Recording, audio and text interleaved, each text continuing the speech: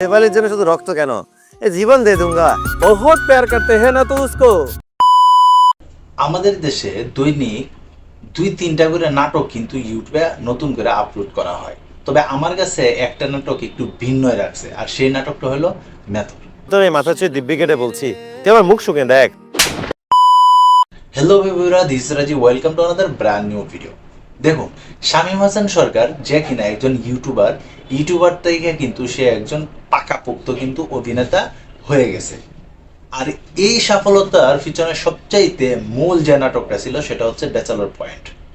তো শামীম হাসান সরকারের নিয়ে কিন্তু অনেক আলোচনা, অনেক সমালোচনা হয় অনেক সময়। কয়েকদিন আগেও কিন্তু তার বিরুদ্ধে গভীর একটা কিন্তু সমালোচনা হয়েছে। এবার তার একটা নাটক কিন্তু আমি দেখলাম, আর সেই নাটকের নাম হচ্ছে মেথর।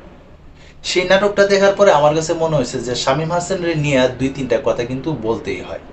এই মেথর নাটকে এই শামীম হাসান সরকার যতটুকু শ্রম দিছে, আমার মনে হয় শামীম হাসান সরকার তার লাইফে এখন পর্যন্ত যতগুলা নাটক করছে সবগুলা মিলেও এতটুকু শ্রম দেয় নাই। তার কথা বলার স্টাইল, তার থ্রোয়িং, আর বিশেষ করে এই নাটকের বিজিএম গুলা আমার কাছে কিন্তু এক কথায় অসাধারণ লাগছে। আর তাছাড়া তার কিন্তু কোয়ালিটি ছিল তানিয়া বৃষ্টি। তো তানিয়া বৃষ্টির কিন্তু আমি প্রায় নাটকেই আমার দেখা হয়। তাছাড়া সে কিন্তু কয়েকটা সিনেমাও করছে যেগুলো আমার কাছে তেমন ভালো লাগে না, কিন্তু নাটকের অভিনয়গুলো কিন্তু আমার কাছে মোটামুটি পারফেক্ট মনে হয়। তবে এই নাটকের মাঝে তানিয়া বৃষ্টি যে ধরনের অভিনয় করছে আমার কাছে দেখে মনে হয়েছে এটা কি সত্যি তানিয়া বৃষ্টি না অন্য কেউ।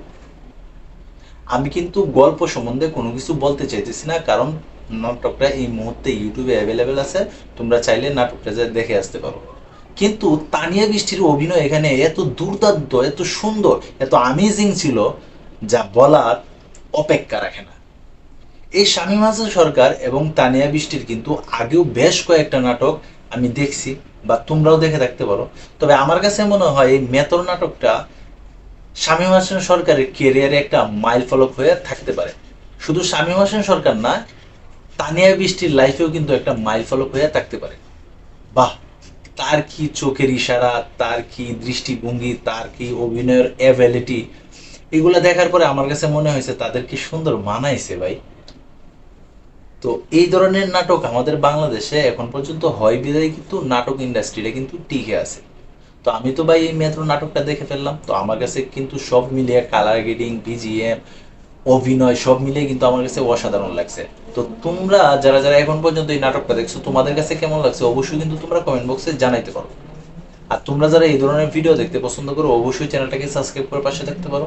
তো এই ছিল এখনকার মতো ভিডিও। তো সবাই ভালো থাকবা, সুস্থ থাকবা, কাছে মানুষরা ভালো রাখবা। ধন্যবাদ সবাইকে, আল্লাহ হাফিজ।